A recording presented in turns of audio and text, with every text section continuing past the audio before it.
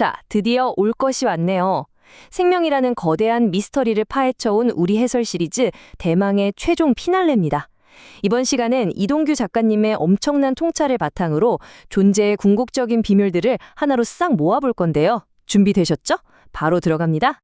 신, 생명, 우주. 여러분은 이 단어들을 들으면 어떤 생각이 드시나요?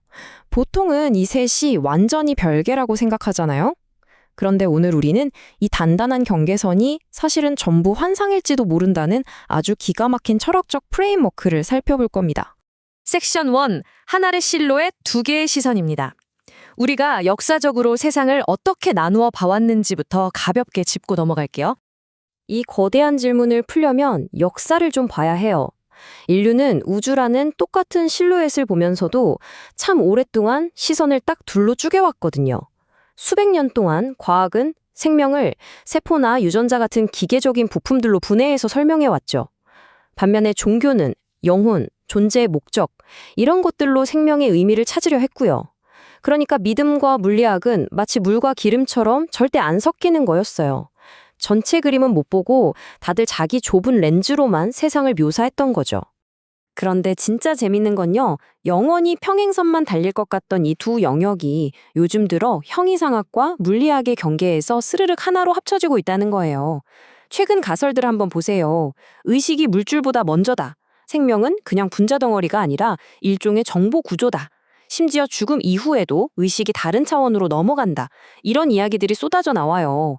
이제는 최첨단 물리학에서조차 의식이 없는 우주는 애초에 존재할 수 없다고 말할 정도니까요. 이거 완전 게임 체인저 아닙니까? 이어서 섹션 2, 창조의 삼위일체 구조입니다. 이 엄청난 변화를 우주적 관점으로 어떻게 재해석하는지 볼까요? 과학과 종교가 이렇게 만나면서 우리는 완전히 새로운 차원의 이야기를 하게 됩니다. 기독교의 전통적인 삼위일체 개념 아시죠? 이걸 우주적 스케일로 확장을 해보는 거예요. 여기서 신은 짠 하고 생명을 만들어내는 존재라기보다는 우주 자체에 깔려있는 창조의 뼈대, 즉 우주적 패턴을 의미합니다. 그리고 생명은 그 패턴 안에서 태어난 의식적인 존재고요. 마지막으로 우주는 이 모든 걸 담아두는 거대한 물리적인 그릇이 되는 거죠. 와, 이 구조가 진짜 완벽하지 않나요? 이건 그야말로 우주의 완벽한 순환 고리를 보여줍니다. 우주가 생명을 만들고 생명은 의식을 통해서 비로소 우주를 알아봅니다. 피조물이 자기를 만든 창조자를 탁 하고 뒤돌아보는 거죠. 만약 우주가 신의 거대한 몸집이라면 생명은 그 몸의 의식에 불을 켜주는 아주 작지만 눈부신 불꽃인 셈입니다. 섹션 3. 우주의 각인된 기억입니다. 생명이 정말로 우주에 어떤 흔적을 남길 수 있을까요? 논리를 조금만 더 밀고 나아가 볼게요. 만약 생명이 우주의 의식이라면 우리 몸이 죽을 때 그 의식도 그냥 뿅 가고 증발해버릴까요? 과학자들은 이 엄청난 질문의 답을 물리학의 정보 보존 원리에서 찾으려고 해요. 빛도 못 빠져나간다는 무시무시한 블랙홀에 빨려 들어가도 정보는 절대 완전히 파괴되지 않고 우주 어딘가에 꼭 보존된다는 개념이거든요. 이게 무슨 뜻이냐면요. 우주 전체가 그 어떤 데이터도 절대 날아가지 않는 어마어마하게 거대한 메모리처럼 작동하고 있다는 겁니다. 그럼 이게 어떻게 우주의 기억으로 차곡차곡 저장되는지 3단계로 볼까요? 여러분이 지금 이 순간 겪고 있는 모든 생각, 감정, 경험들, 이것들이 다 고요한 파동을 만듭니다. 그리고 이 파동의 흔적들이 시공간의 주름 사이사이에 영원한 정보로 딱 각인되는 거예요. 멀리 있어도 서로 통하는 양자 얽힘처럼 말이죠. 그러니까 여러분의 삶 전체가 우주라는 거대한 데이터베이스에 실시간으로 끊임없이 기록되고 있는 겁니다.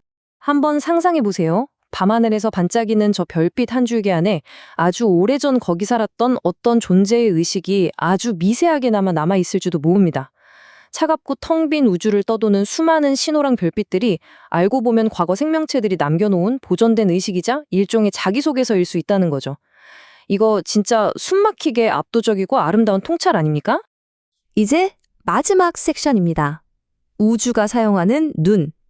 과연 우리는 우주 이야기에서 어떤 등장인물일까요? 지금까지 이야기한 걸 쭉 연결해보면 결론은 아주 명확해집니다. 우리는 이 공간에 어쩌다 툭 떨어져서 잠깐 살다 가는 뜨내기들이 아니에요. 영원히 이어지는 거대한 우주적 기록의 아주 필수적인 일부입니다. 그래서 진짜 중요한 포인트는 이거예요. 우주의 직무 속에 우리가 기억된다는 건 단순한 감성 멘트가 아닙니다. 그건 우리가 존재했다는 가장 궁극적이고 영속적인 증거예요. 생명은 절대 허무하게 사라지지 않습니다. 시공간 어딘가에 깊이 스며들어서 계속 이어지는 거죠. 창조의 패턴인 신, 물리적인 그릇인 우주, 그리고 그 안의 의식인 생명. 이 모든 걸 하나로 깨뜨려버리는 철학적 여정은요, 천문학자 칼 세이건의 이 놀라운 명언에서 완벽하게 하나로 모입니다. 우리는 우주가 스스로를 들여다보기 위해 만든 눈이다. 와, 인간은요, 이 거대한 우주 이야기 속에서 창조자의 시선을 아주 잠깐 빌려 우주 스스로를 관찰하고 인식하는 정말 경이로운 존재였던 겁니다.